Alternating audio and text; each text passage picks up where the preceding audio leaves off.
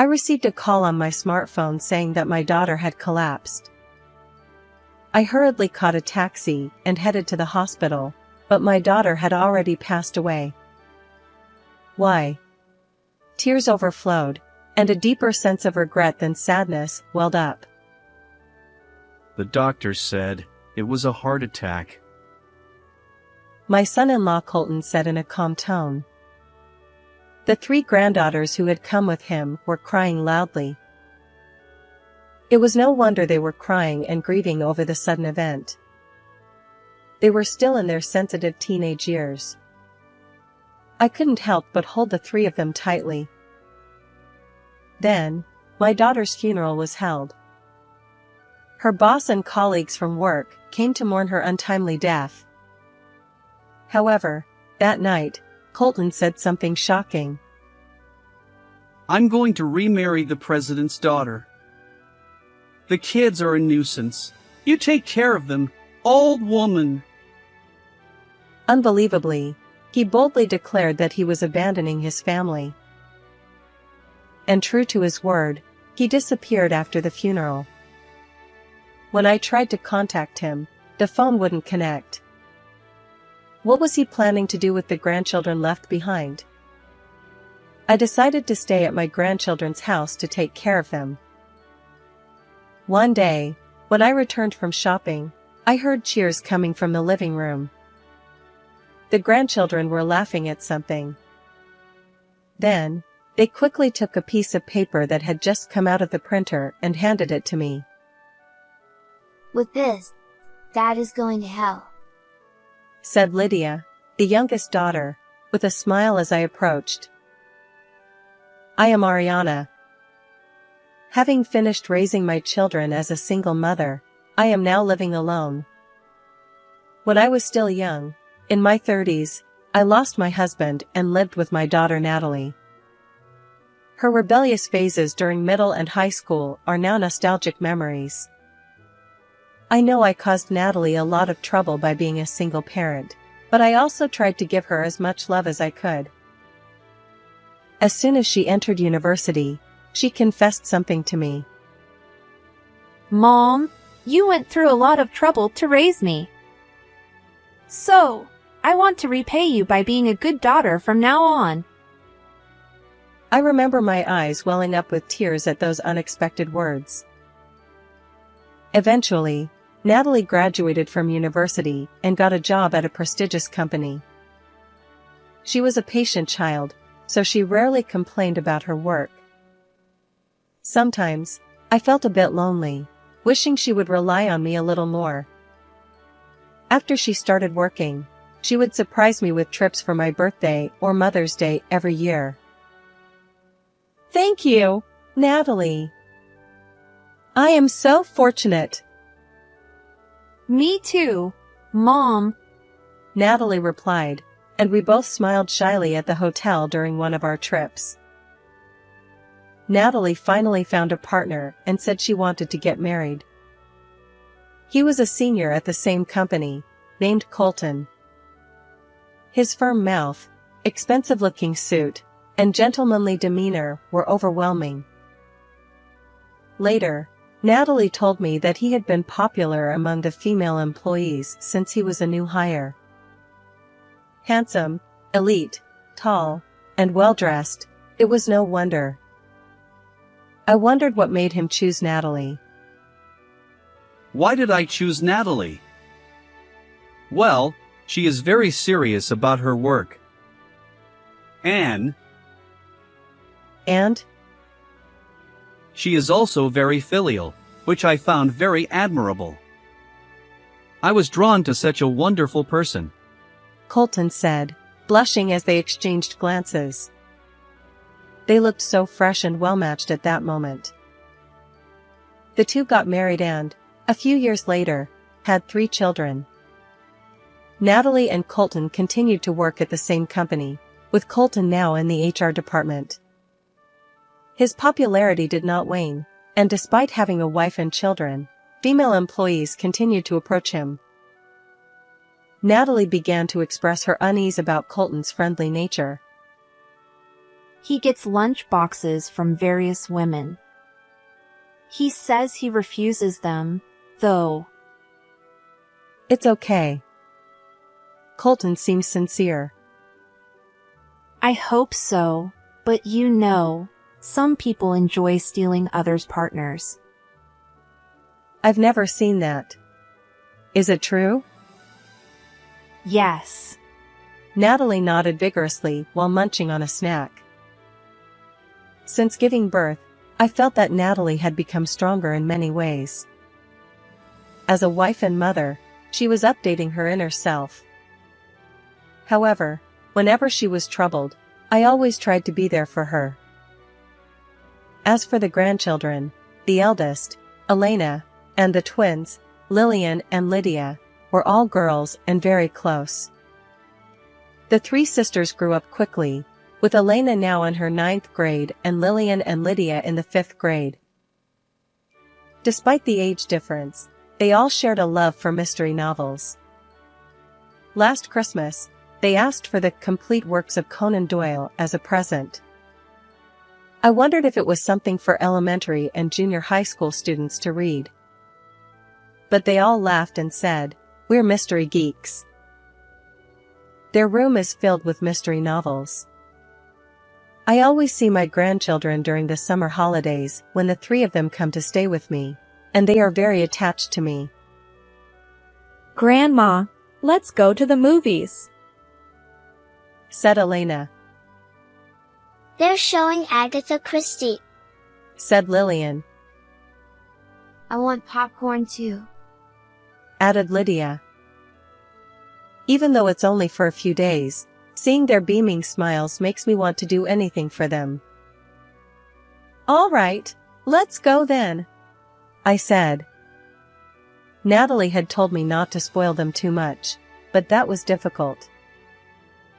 One summer day, during a heat wave, I received a call on my smartphone saying that Natalie had collapsed. What? Colton, is that true? My hands trembled, and my heart felt like it was being crushed. Colton, however, calmly informed me of the hospital where Natalie was, as if it were a routine matter. I hurriedly caught a taxi and headed to the hospital where Natalie and Colton were. By the time I arrived, Natalie had already passed away. Tears overflowed, and a deeper sense of regret than sadness welled up. Why? I called Natalie's name over and over. I wanted her to respond. But her tightly closed eyelids never opened again. The doctor said it was a heart attack, Colton said. The granddaughters who had come with him were crying loudly. It was no wonder they were crying and grieving over the sudden event. They were still in their sensitive teenage years. It was natural for them to feel insecure. I couldn't help but hold the three of them tightly. It's okay to cry, all of you. Let's say a proper goodbye to your mom. While hugging my granddaughters tightly in the hospital corridor, I looked at Colton. Why, Natalie, why? He turned his back to us, probably trying not to show his tears. It seemed he was crying alone. He wiped his eyes with the cuff of his expensive suit. But for some reason, the cuff didn't seem wet. Sniffling, he turned to face us. Strangely, his eyes looked as if he hadn't been crying at all, and there were no traces of tears on his cheeks. I'm sorry for losing my composure. I need to go back to the office and report this, he said calmly. What? Can't you do that over the phone? What about the kids? Ariana, please take the children home with you. I'm sorry, but please, he said and left. His calmness was eerie. Or maybe he was just pretending that nothing was wrong. After that, He left all the paperwork and administrative procedures to me, always giving some excuse like an important business meeting or an unavoidable client dinner. At the funeral, he was constantly looking at his smartphone, fidgeting. Oh, it's from a client. It seems one of our subordinates caused some trouble, and I need to handle it, Colton said. But there are many people from your company here too, I replied. Many people from Natalie and Colton's workplace, including their superiors and subordinates, attended the funeral. There were bosses shedding tears over Natalie's untimely death, female colleagues who had lunch with her, and junior employees. Everyone shared their memories of Natalie, saying she was a caring person. Her work was also outstanding, and she had come up with ideas that no one else could imitate, leading to successful projects. I had never heard Natalie talk about her work. Learning about this side of her now filled me with a sense of inadequacy. You are the chief mourner, so please give a proper greeting, I admonished him. Colton sighed in annoyance and muttered. I understand. At that moment, a woman approached Colton. Colton, my condolences. She said, but changed her tone when she saw me. I was suspicious, but Colton didn't seem to mind and welcomed her happily. Delilah, you came. Despite being busy. Oh, Ariana, this is Delilah. Colton suddenly became talkative and even revealed that she was the president's daughter. Watching the two of them, I noticed they seemed unusually close. It didn't seem like they were old acquaintances or childhood friends. Despite being at a funeral, Delilah clung to Colton and wouldn't let go, as if to say, his side is my place. My intuition, which I didn't want to rely on, told me something was wrong. That night, after the grandchildren had gone to bed, I confronted Colton about her. Her? Oh, Delilah. Well, she's like my girlfriend, he said irritably. I couldn't believe my ears. Girlfriend. After getting married, I realized. Natalie is plain, not interesting, and not glamorous, He said. I stared at him, wondering what he was talking about. Even though we have money, she kept saving for the kids. He spat out in disgust. I was fed up with the poor lifestyle. Savings are necessary. You need money for the 3 kids' education. Natalie told me that too. That's why I said I wanted a divorce. Many times. Many times. But Natalie refused, saying it wouldn't be good for the kids. At least until they become adults, He said. For Natalie, who was raised by a single parent, she probably didn't want her daughters to go through the same experience. She always prioritized the kids and put me last. It's really annoying how serious she is, Colton said. I struggled to understand. Are there families that don't prioritize their children? Despite being an adult, he seemed to only think about himself. Colton, looking irritated, glanced at his smartphone and continued. So, I started seeing Delilah to blow off steam, and I strongly felt that it would be better if Natalie wasn't around. I was speechless, unable to say anything, while he calmly said, Well, it's just as well. I'm going to remarry the president's daughter. The kids are a nuisance. You take care of them, old woman, he declared boldly, abandoning his family. Before I could say anything, he quickly disappeared. Although he attended the funeral as the chief mourner, He left the house as soon as it was over, causing the grandchildren to panic. When I tried to contact him, he didn't answer the phone. It seems he even took paid leave from work and hasn't been going to the office. Natalie never consulted me about the divorce. It was a matter between the couple, so it wasn't my place to intervene, but I still feel regret, thinking I might have been able to offer some advice. No, now is not the time to be sentimental, I said, slapping my cheeks with both hands and packing for a few days. I headed to the house where the grandchildren were and decided to stay there for a while. When they saw my face, they were relieved and started crying, causing a commotion. They must have been very anxious with their father gone too. It's okay now, I'm here, I said, hugging the three of them tightly to calm them down before preparing dinner and doing the laundry.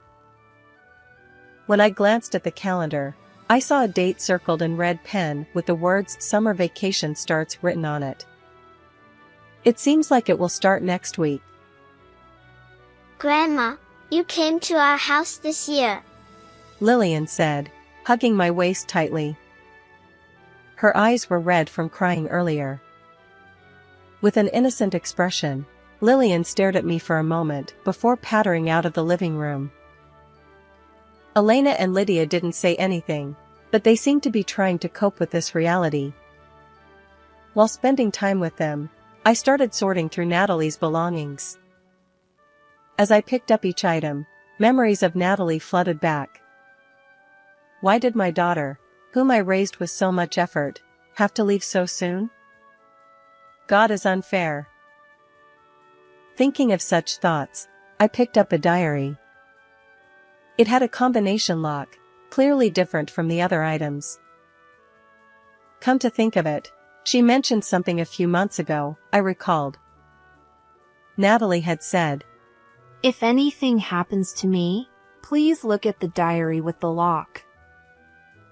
She had also told me the combination, saying she would only share it with me. It was the sum of the birthdays of Natalie, Colton, Elena, Lillian, Lydia, and mine. The dial had 4 digits, with the left 2 digits being the month and the right 2 digits being the day. 2788. It's open. What could be written inside? A will, perhaps? Although I didn't really want to look, my curiosity got the better of me, and I slowly turned the pages. If you are reading this diary, it means I have already left this world. It began. I was startled by such words. Too much reading of novels. I composed myself and continued reading, only to find something unbelievable written inside. No way! This can't be true! The diary detailed the suspicions of Colton's infidelity and the process of gathering evidence. It also touched on the working conditions at her company. There were records showing unreported overtime and instances where she was denied permission to go to the hospital despite complaining of poor health. She had hidden the recording data of those times in another place. I found the recording data and decided to listen to it immediately. It contained a harsh voice berating Natalie when she asked to go to the hospital. I couldn't understand why she was treated so harshly. It seemed that Colton had ordered her transferred to this strict boss. Colton betrayed me and the children. He will pay for this, the diary concluded. Natalie had been preparing to demand compensation from Colton and his mistress with this evidence and to proceed with the divorce. I was surprised at how shrewd my daughter was. However, even though I found this, Natalie was no longer here. I threw away the diary and the recording data, thinking they were useless. The 3 sisters bravely continued going to school. I hoped they wouldn't overexert themselves. While doing everything I could, I watched over the 3 of them. A week passed, and the grandchildren started their summer vacation. In the garden, 2 potted sunflowers stood tall, almost ready to bloom. After the summer vacation began, they started spending a lot of time in Colton's room. For the grandchildren, he was still their father, and they couldn't let go of that recognition. Knowing what he had done, it pained me.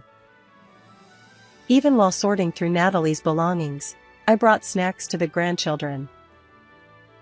I brought orange juice for all of you, I said. They were looking at the books and scrapbooks Colton had left behind, as if searching for treasures. Sometimes, they would use the family computer or tablet, trying this and that.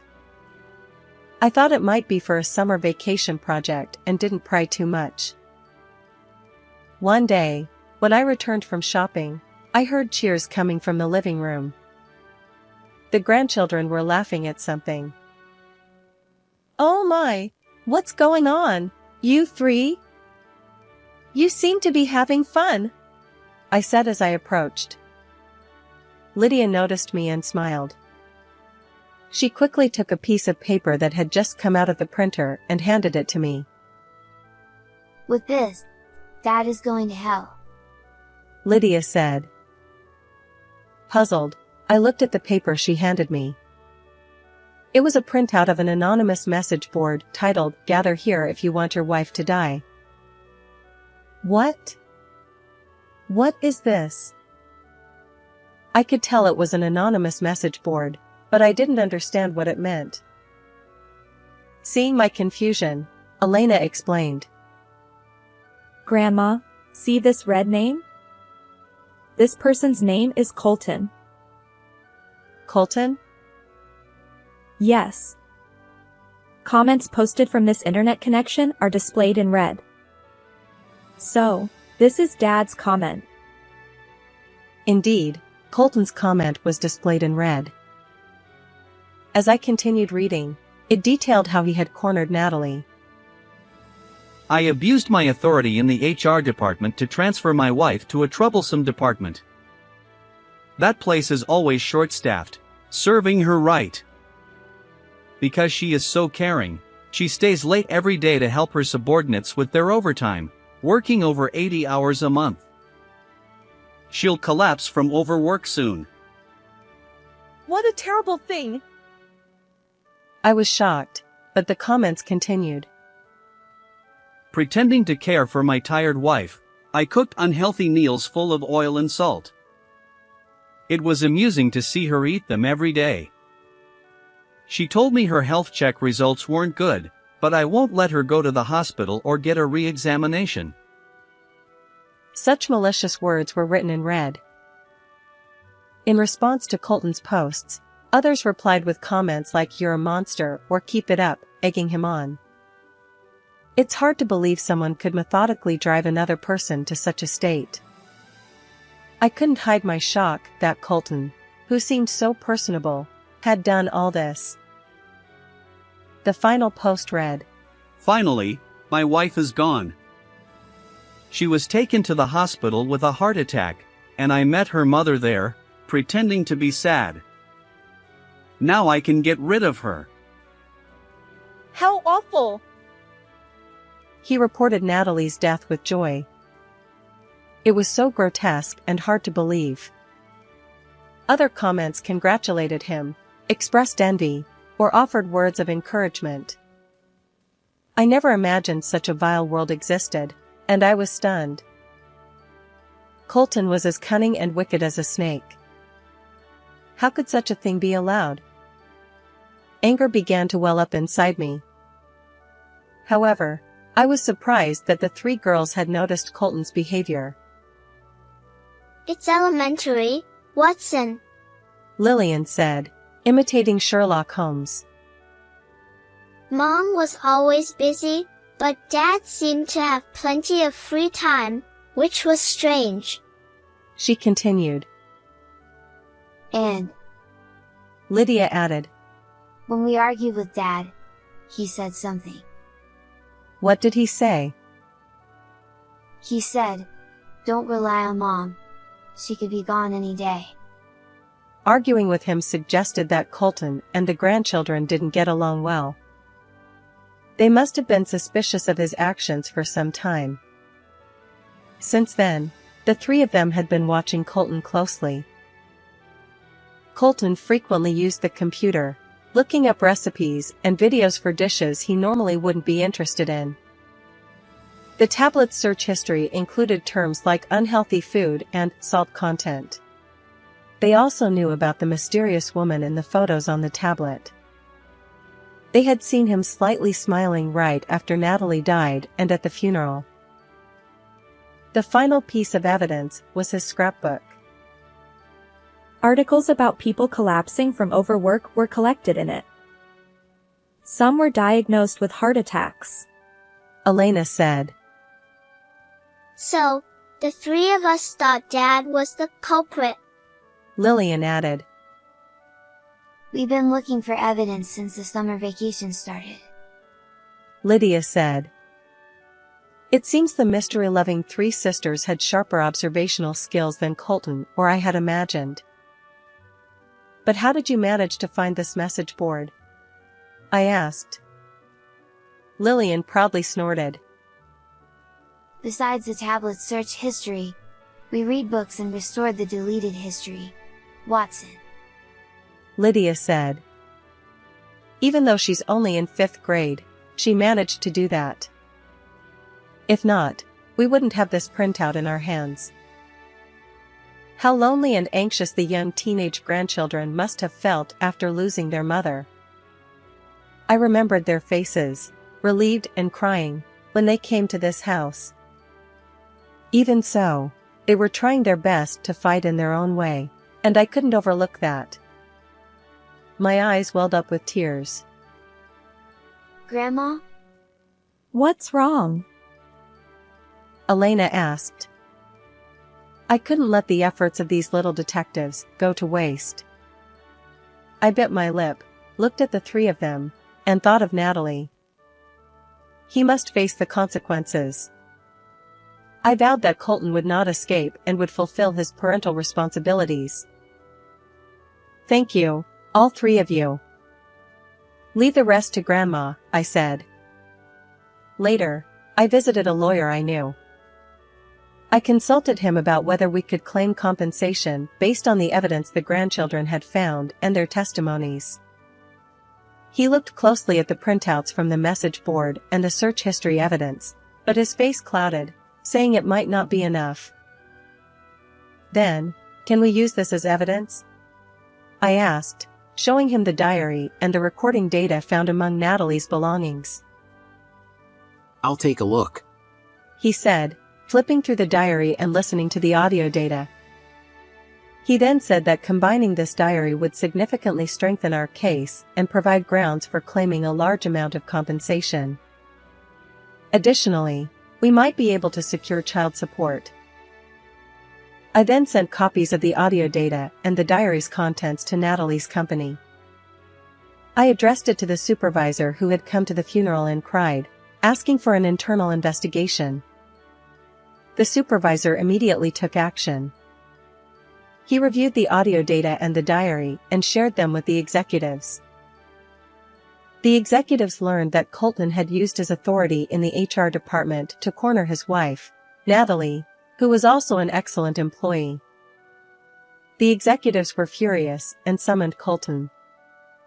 The investigation proceeded by verifying the facts and interviewing other employees, leading to Colton's dismissal. Considering his actions, it was a deserved consequence.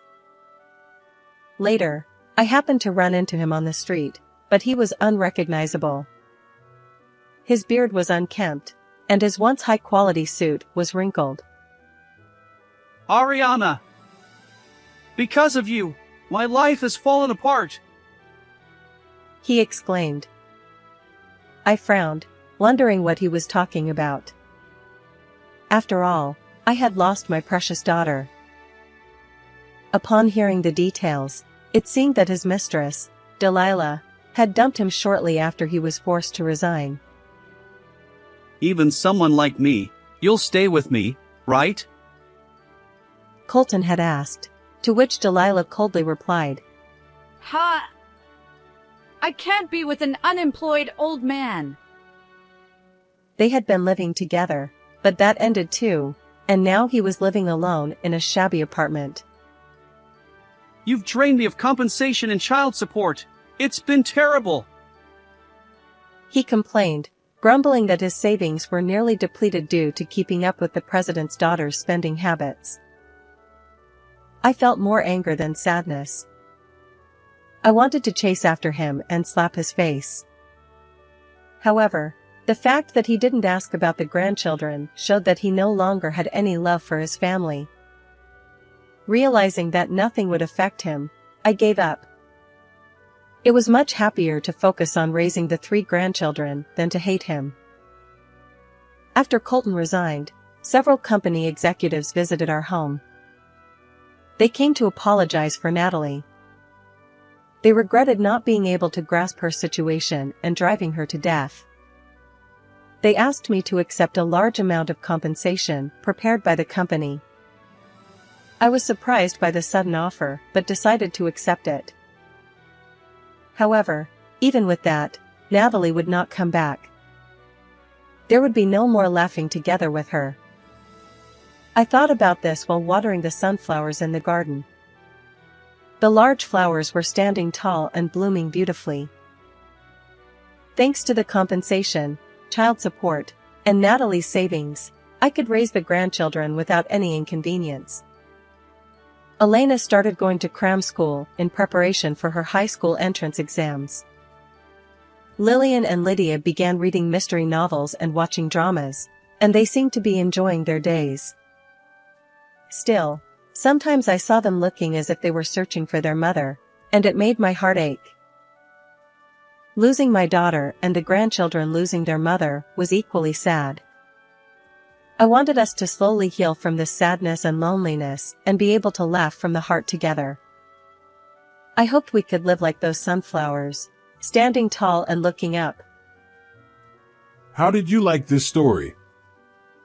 Please don't forget to subscribe to the channel. See you in the next video.